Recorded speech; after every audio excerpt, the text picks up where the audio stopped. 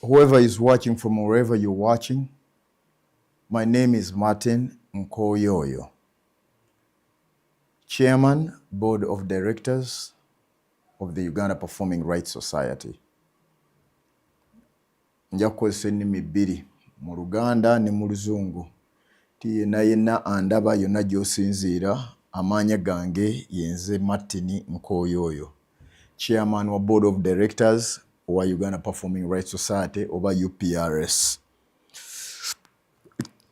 Na promising oba nasuubiza about 2 weeks ago nti nja kuvaayo tukole this podcast mpe the UPRS state of affairs, because manyi it's been a while since we last interfaced n'okubabuulira biki ebigenda mu maaso. Manyi bw'osirika omuntu omu bayinza okulowooza nti oba tewali kigenda mu maaso oba tewali kitambula. Kati ngenda kubayisaamu ku, first of all, bwe twali ku AGM tulina some promises that we made at the AGM. Nzijukira twa promising and twali tugenda ku procuring oba kufuna emmotoka bbiri, a Probox and a Noah. Era nzijukira twa reporting anti twali tugenda kuzifuna ku asset financing. To give up a recap of the AGM promises, one, we had promised that we would procure 2 cars, a Probox and a Noah, on asset financing. We would get a loan on asset financing. And I want to report that we got these 2 cars. Emmotoka zino ebbiri twazifuna mu mwezi gwa gwokutaano nga 28 around there. Yes, emmotoka zino bbiri twazifuna ku asset financing. A Noah model 2015 ne tufuna ne Probox model 2016. Yes, twazifuna ku banja ku nkola eya asset financing. Already emmotoka gye ziri ku UPRS era twabaga nti purpose yali yakuyambako licensing team erabe nti kuba yagamba licensing team that they wanted to expand their scope of collection. So we procured these 2 cars and the department is indeed having these 2 cars and using them. Also, at that AGM, nzijukira twa reporting ku kigambo ekya we decided ku nsonga ya membership fee. Era nga AGM ne tusalawo ffenna nga ba members, nange nga mwendi inclusive. For your own benefit, abadde tamanyi ng'oli eyo, nange ndi creative, nange ndi muyimbi under brand name Yoyo. So twasalawo bwe nganti twasalawo kitegeeza nange mu meeting ina a vote, though wadde saalonda kuba nali nkubiriza naye nga nange nina omutemwa o a stake nga gwe bw'ogirina ali eyo. So twasalawo collectively ne tuintroducinga a subscription fee nti oba omuntu okubikaminga UPRS member ayina okusasula a subscription fee, a membership fee. A membership fee eyo nzijukira the team, the annual general meeting twakkirizaganya ku $5,000. I want to report to you members that out of the 4,000, can give the figures such that I'm right, out of the total number of membership, let me just look it up. Katono nyo, I'm on it. Yeah, here. So far, we are currently standing at 4,443 members. Tuli ba member 1,443. But out of ba member 1,443, only 35 of us, kubanze nange nebalidde because I paid my subscription fee already. Only 35 of us have honored that resolution. So eno challenge eri gwe yenna andaba. If you're out there and you are a UPRS member, kikiddala ekikakasa your membership at this point in time nga tonnaba na kusasulayo membership subscription fee. So ekyo njagadde okubawa ngabe nagise state of affairs okubawa that info nayo mugitegeere. I believe it's very important to know only 35 of the 4,443 members have fully fulfilled the requirement of the subscription fee emitwalo 5. So what does that mean? It means I'm calling on you members, on you colleagues, to please honor this. Like I did say, kukiseera kino nze nga nkooyooyo oba yoyo nze ndi mu hot soup era kati abasinga ndaba kuno ba colleagues kuno bangi nnyo. Kankozese example eno tajja kunyiiga ndaba colleague Lusenge ate ebiseera ebisinga okugamba abasajja ba UPRS abo bali sebo kati nze ndi mu hot soup kati nze ntunuulirwa nga abasajja ba UPRS bebakola se nenkubulidde nze ndi ku kikaliro nina a very big challenge era tolaba nga onsanze ennaku zino ng'ombuuza nti chairman ng'omutwe gweruse gwonna stress munaye si mwangu gwe nina okulaba okukakasa nti I deliver for us. Kineenyumirizaamu nti obuvunaanyizibwa nabusaba mbumanyi nti tebugenda kubeera bwangu. So I'm not lamenting. Mbanyi nti si kyangu but I'm ready for the challenge. Naye kwegamba kino nkireese naawe otegeere katugambe colleague ali eyo nti UPRS si yange nga yoyo. UPRS yaffe. I want to repeat this statement. Tisiriwo mu UPRS kukuuma bigendererwa byange. That is the difference between us or me and anybody else n'omuntu omulala. Ndiwo kukuuma interest zaffe. Era pledge yange nagamba nti nja kulwana na muntu paka mujaasa asembayo. I'll do whatever it takes to see that I defend the interests of UPRS. UPRS kitegeeza igwe nange ne munnaffe omulala ne creative munnaffe omulala asazeewo okufuuka a creative. That is what we are. Okitegeera. So I will stand by that and I'm not about to change. So mbadde nzikatiza ensonga eyo nti please subscription fee is what shows your membership. Yeeraga nti you're committed era oyagala ebintu bino tubitambulize wamu. One of the benefits perhaps abasinga baleeyo kyotomanyi nti when you become a CMO member ekisooka tewaliyo muyimbi asobola kubeera omu n'agamba nti ajja kucollectinga ye nga yajja kwesolooleza in all the over 1,000 spaces ezikozesa music wo oba music waffe taliyo. That is why buli nsi osangayo a collecting society nga UPRS. Ekyokubiri kyenjagala okukolinga on ba members bannange tutegeere mpuleyo n'amaloboozi amalala agagamba agagitatinga nti tukolesye endala. Njagala okubawa okusinziira mu ntebe gye ntuddemu from experience because I have seen it. Mukimanyi kati omuntu mwayiwemuwa omukisa okubeera muvunaanyizibwa muba muwadde omukisa n'okwongera okumanya kuba information nyingi emutuukirako.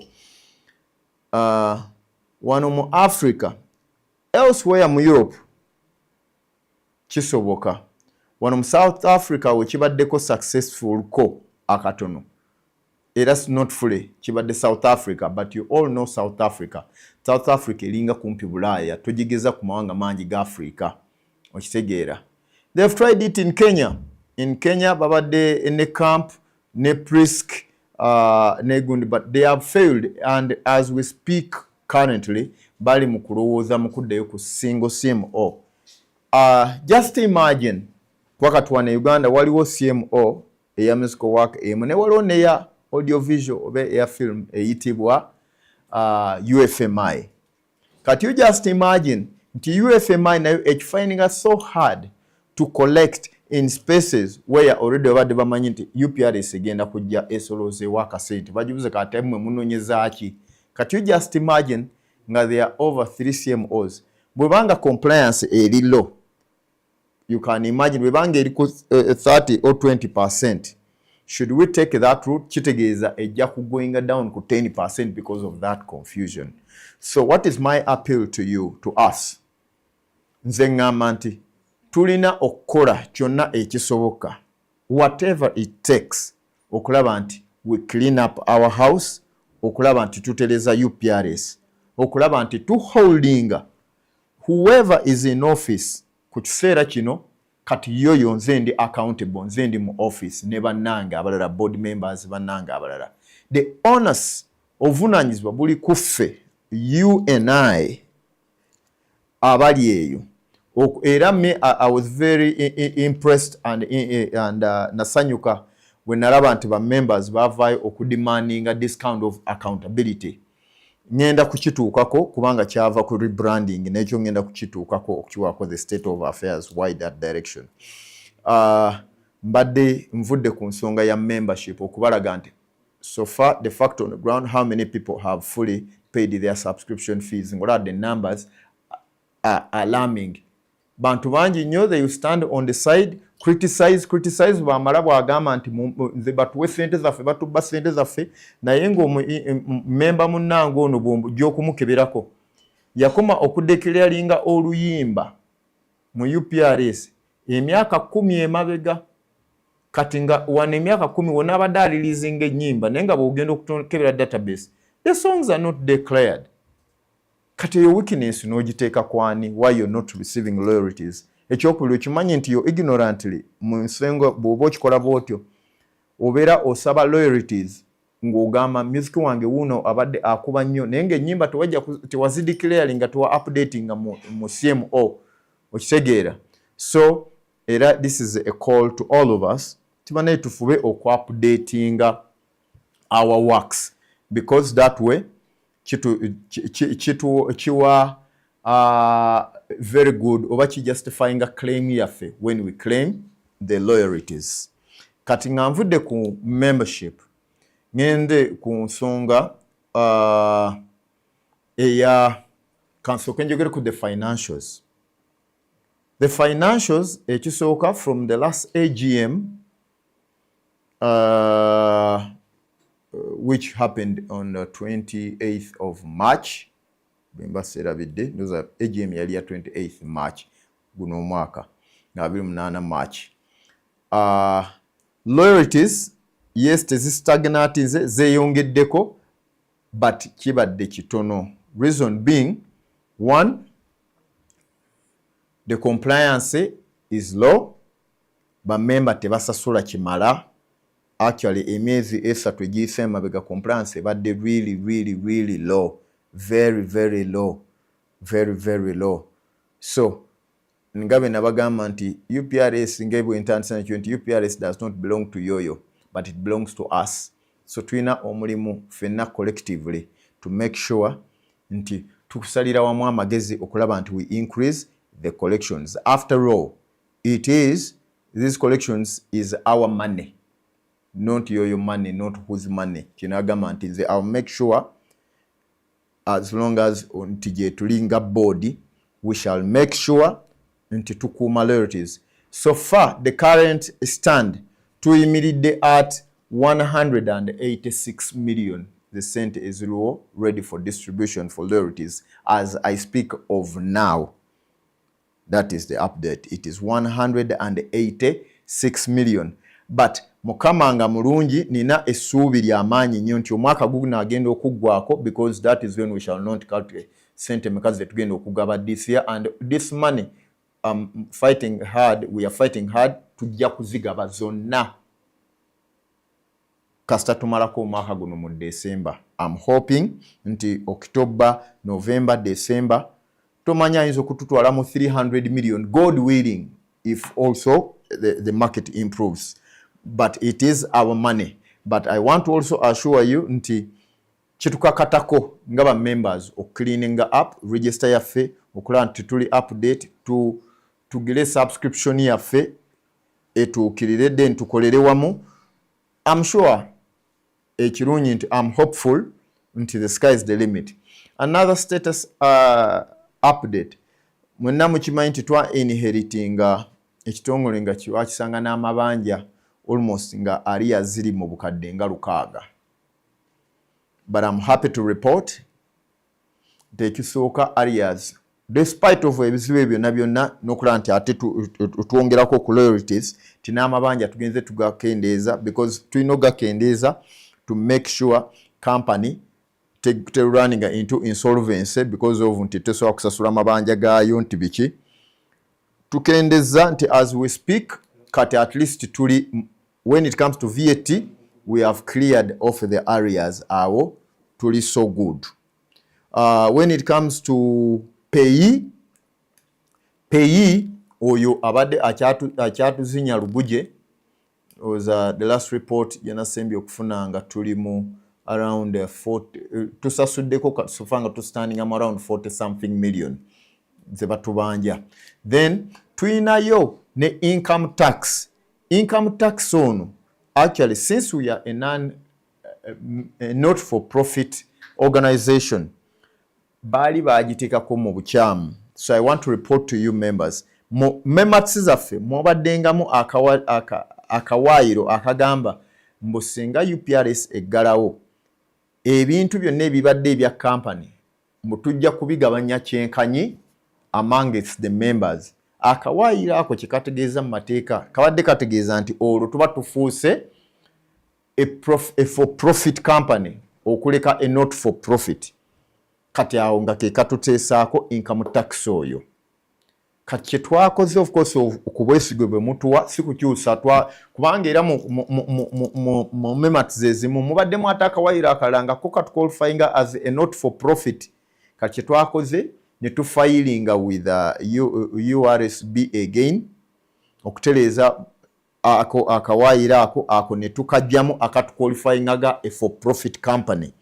Ne tukadeditinga such that we take back our claim to URA tugigambe nti bannaye temuyinza kuba kitongole kyaffe fine ya bukadde actually buli 98 as I speak webaagala tusasule naye nga 98 obwo tusasula nti lwakuba balowooza nti kitongole kyaffe ekyo kibadde kikola amagoba naye nga ekyamazima kitongole kyaffe tekikola magoba kisoloza loyalties nekikozesaako ezina okukipinga ekitongole nga kirwaninga endala ezibeera nga ziputingibwa aside for loyalties. So awo nawe wetuuse twalinayo twasangayo also ne esente areas mu NSSF.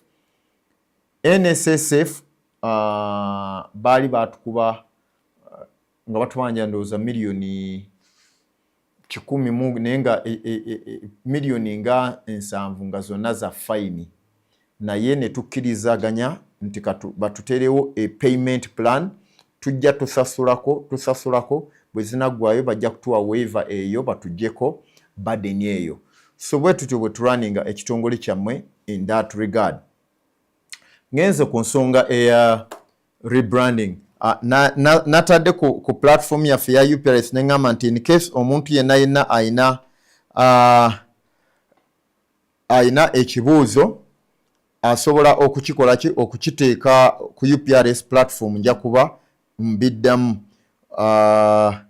Sinalabako enekifaananyi ndaba ono omugume Just Obedi yasharingako poster ya sister waffe Omega 256. I know she's having a show this weekend. Mwagaliza bisima byerere tumuwagire as a member. Then so I will attend to all your questions emunateeka ku platform. I'm monitoring it as well. Then walibaddewo a lot of pressure ku kigambo kya rebranding. Nga sina kujja ku rebranding kansoke mbategeeze officially members titwafuna a new CEO because mujukira we twakolera AGM we did not have a substantive CEO, twalina an acting CEO and the external audit report mu management letter bwe bakola audit report bateekamu a management letter mwe mubeeramu recommendations of what they think should be done. mwalimu nti one of the recommendations nti tufe ku kintu kya governance tulina okufuna a substantive CEO. I want to let you know nti process twagikola very transparently ne tuteeka out a call abamu kumwe ne one of some of our members actually were part of the process you contested. Yali very transparent ne tukola interviews ne tukola biki byonna the vetting. Finally, Mr. Herbert Mugisha came out as the winner of that exercise. Era nafuuka our substantive CEO. Mr. Herbert Mugisha ono yatandika okukola okuvanga olunaku z'omwezi mu June. So yakabeera mu office emyezi 3. Emyezi 3 tuyinza okusooka ntumusonyiwa nti of course ng'omuntu omupya mu kitongole yava mu background ya banking. He was a banker, once a banker with a Centenary Bank, then in joining a NGO World War II, then but jukira ebintu byaffe bya corporate management is quite a complex space. So emyezi gino 3 abadde asitinze in, nsubira nti kati asitinze in kuba yajja June, July, August, katuli mu September. One of the proposals they later to the board yagamba nti ayagala aweebwe omukisa to rebrand the image of UPRS nga going on the initiatives z'okulaba nti first of all as a brand yaffe positively ekisooka to the users, ekyokubiri to us the members and the general public. But of course ne tumubuuza ekibuuzo nti naye twakajja okufuna rebranding singamba sife the previous administration myaka ngobe 3 ene mabega. So kati kipya kino kyogenda okuleeta. Ekyokubiri ne tumubuuza nti sente zigenda kuvaawa kuba tetugenda kukkiriza kukwata ku sente zisaving aside for collections wadde nusu emu nti egenda mu rebranding. Mwami Herbert Mugisha na convincing board nti bwe tumwendosingira ekintu kino agenda kukikozesanga flagship to court oba okwana emikwano outside okufuna external funding egigenda okukola rebranding sente resources zijjokola rebranding nga tetadiginze into the collections sente eziva mu collections mu licensing collections oba nga tadiginze into sente to saving aside for royalties. Given that background, naleta budget. In fact, yaleta budget ndowooza ya bukadde. Rebranding process kubanga si ya lunaku lumu. Kwa manye ebintu bingi birina okukyuka. Y'ensonga lwaki ne bwe twagula emmotoka yasooka n'alwawo abadde tannali kuzibranding agenda bugenzi kuzibrandinga kuba yagaa nti alinda process emala okuyitamu rather than kuzibrandingako atuwaka waffe omukadde then amala atazikyusa ate nga tukyusiza logos na biki. Yaleeta budget ndoozi ya bukadde oba 3 oba 4 ne tumugamba for as long as ffe tugambye gwe noonya court kwana wabweru external funding yonna gyeneva, but we are not giving you not even 1 shilling from the royalties money or from the collections to do rebranding. So by members, I want to okubagumya manye banja abadde ne fears in that space ngera nange bwe naziina and ne bamemba bannange abalala ne tugamba nti then ye natukakasa in that line. So tusuubira nti in that line kati ffe tutadde maaso ku lutimbe tumugamba sebo tulage. Era ekyokulala state of affairs members kamba anjulire kano ne special note. UPRS ya incorporatingibwa in 1985. Kitegeeza nti today twaweza emyaka 40, kitongole kyaweza emyaka 40. So as part of the rebranding process, we are also going to celebrate UPRS at 40. UPRS at 40. Nsaba tukyenyigiremu ffenna, tukiwe obuwagizi ffenna, tukolere wamu. As I've always said, UPRS yaffe, UPRS siya, in fact siya ba Herbert, neha yaffe kubanga nange ndi creative. By yaffe ntegeeza inze nagwe member ali eyo andaba. kati member atanasasula subscription fee oneewuunyisa bwewuunyisa. Era nandikusabye nti in that regard bambi situkiramu ogire. Njagala okugenda ku nsonga endala eddako ya AGM. Mukimanyi nti AGM gye twasemba okuba nayo yali ya mu March nga 28 naye twali tukola ya 2024. Nino essanyu okubategeeza nti AGM tetujja kugikandaza, tetujja kugyongerayo, tejja kusukka. I am hoping bwenaaba egenze ewala sitiramu gwakusatu, but I'm hoping mu February, kubanga ogwo omwezi tulina oguteekawo gwa January gwa preparation gwa external audit ebitandika mu December awo biki byonna okumaliza report eyo, 2 weeks 14 days notice na biki. So I believe we shall have our next AGM ndowooza mwezi ogwokubiri. Era ate this time distribution tetugenda kulinda AGM. Akazito ke tutadde ku our documentation department tugigamba nti make sure you clean up your membership data register, your works register, because tetaaga kuddamu kubeera ne challenges zetubadde nazo nti how do you arrive to at this one getting this, how do you arrive at this one getting that. Of course, for now we are monitoring with the online usage of music, that is the digital spaces. Naye ate era ekyo kintwala, so distribution eno ejja ku happeninga I'm sure mwezi gwa January, it must happen. Tujja kwegabanya sente oba tujja kuzigabanya ngamba abayimbi buli member bwe mba sibaddeyo na luyimba lukoze anything sebeera sigenda kufuna wadde 10 ngamba nze nga yoyo, despite the fact that I'm the chairman. I want to give you my assurance and the records will be straight. Tujja kuziteeka mu lujjudde, buli omusajja tujje tuzeekubiremu amafumu weziri, omwetaaga okufumita effumu nga muli fumita chairman, muleme kulifumita mugongo, muli mfumite maaso ngambe nti for that one ndi to blame or for this nedda mulimba. Then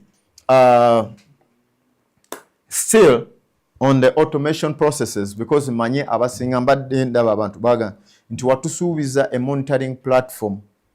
Colleagues, monitoring platform nada for broadcast monitoring tugikolako era eri mu process.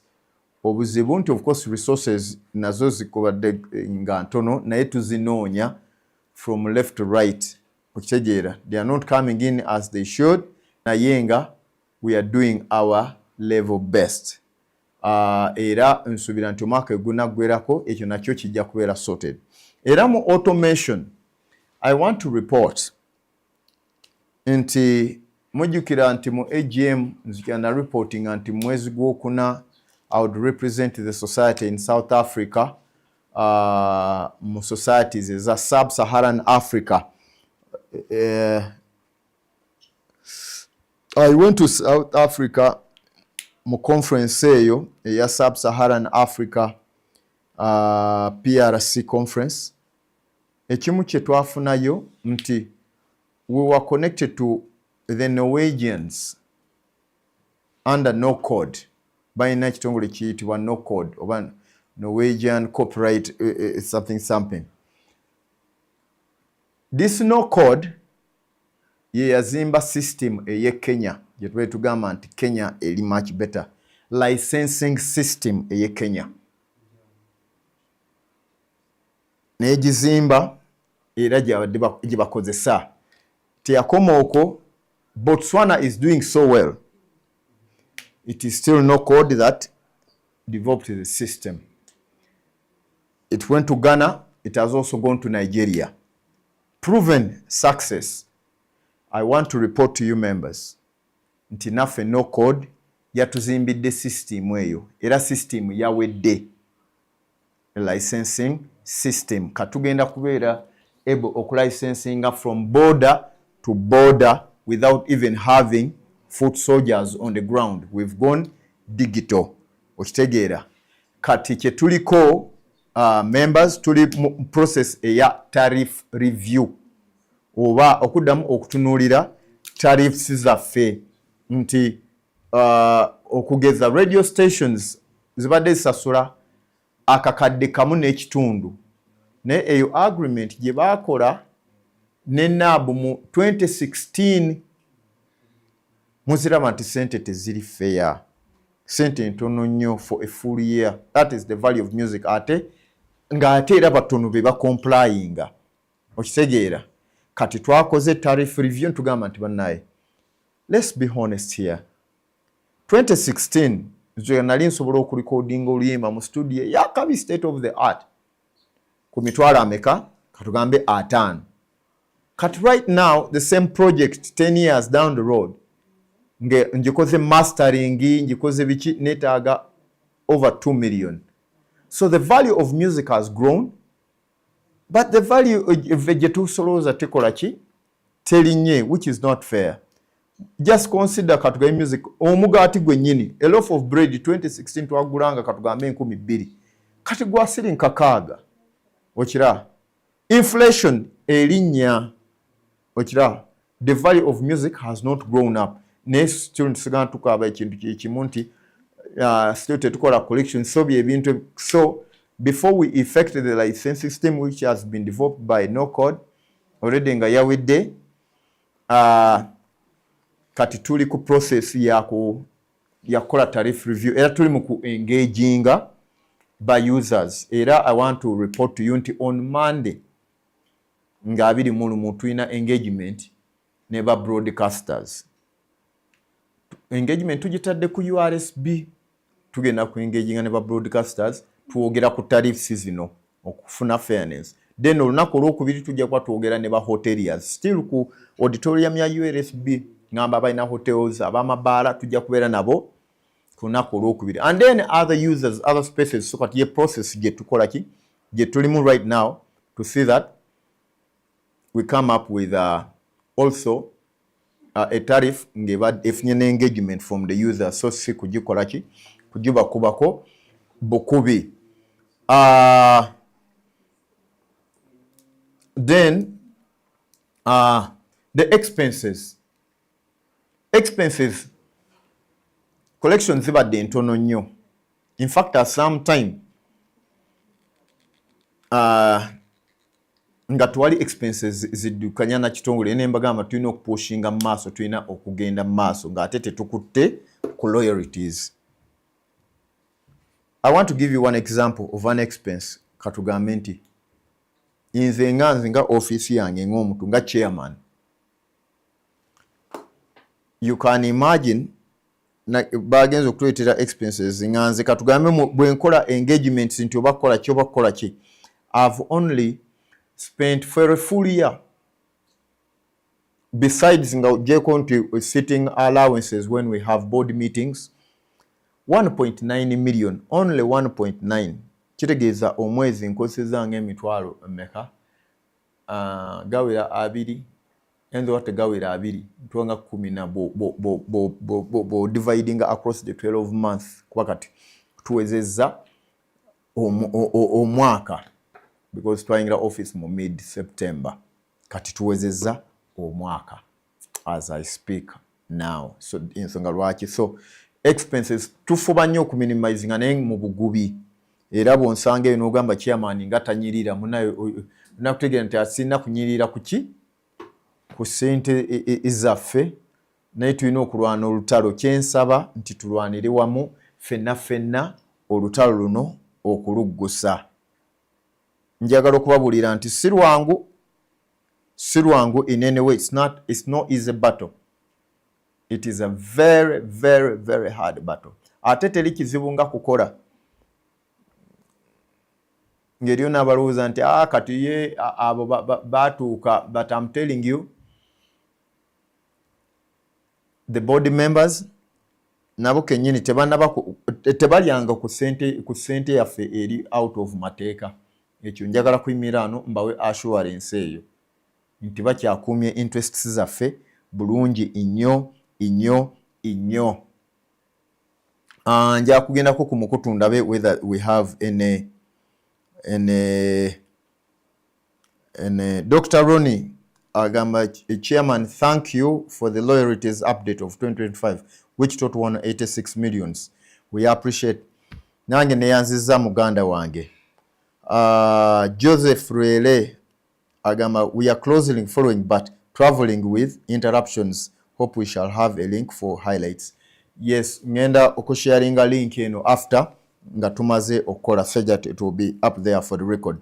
Dr. Ronnie again agamba, but what happened to the royalties of 2024 and what was the total? Thank you, Chairman. What happened to the royalties of 2024? 2024, first council Kemba government, omwaka ogwo ffe twakusavingako emyezi 3. Twasangawo the total should have been million zaali zina kuba 2. But then when we came in, nga twakayingira, we pressured nti sente zikoleki zigabibwe. And indeed there were some loyalties ezagabibwa. But by then kyesayinza kubagamba nti whether the new members that had just joined office to try to manage the right criteria nti sente ddala zigabibwa zitya. Of course we've always, fenna collectively, always had those challenges. Era njagala okubasuubiza nti this time we must have clear answers nti lwaki Ronnie yafunye katugambe nti 5,000, lwaki ate yoyo yafunye 1,000, lwaki Lwere yafunye 5,000, lwaki Kenzo yafunye akakadde kamu, lwaki Bebekulu ayina zino, lwaki gundi ayina zino. Bonna benjogera kusoba UPRS members. Yeah. Ronnie nambuza nti, how many times have you rebranded so far as UPRS? I believe ndoza guno genda kuba gwa kusatu kubanga ndoza Mr. under the time of Owekitiibwa Wasula ndoza bakolako ko rebrand. Then when the caretaker management came in, after that caretaker gundi, then a body eyajja mujukira eyaliko main representation eyaba independent directors, ndoza bakola rebrand ndoza around 2001. Kati eno rebrand yendala eno ejja naye feno twakitaddeko okukwakulizo nti teina kubeera ku expense yaki ya collections bweba ya happening eina kubeera ku sente nga it was outsourced from external funding. Still ncha answeringa bibuuzo.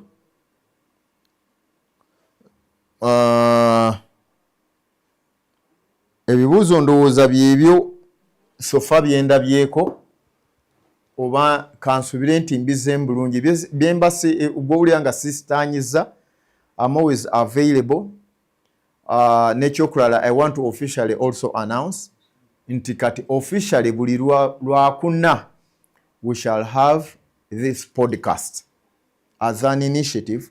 Era ngenda kuba I'll reach out to you members. Kwanga buli lwakuna tukyaza different members from the membership okujja okwogera ku issues eziruma industry, ziruma just UPRS yokka, but n'okusalirawamu amagezi agali geno ku industry titukoze tutya ku kino ku kiri ne ku kiri. So bw'oba tewali any other question I would want to say kubeera try to set in the podcast ene ejja kugwa ssaawa 10 ate sirabayo any other questions. Nsubira mbawadde updates mbadde nsubira nti ziri very much aching. Naye I will be back on Thursday next week, same platform, ne link tugenda kugi sharinga eno for future reference. So thank you, I love you, and I want to pledge inti newankubadde si byangu nenjagala okubakakasa nti ovunaanyizibwa aba office nagiyingiranga muntu agenze kusaba kusavinga mu magye.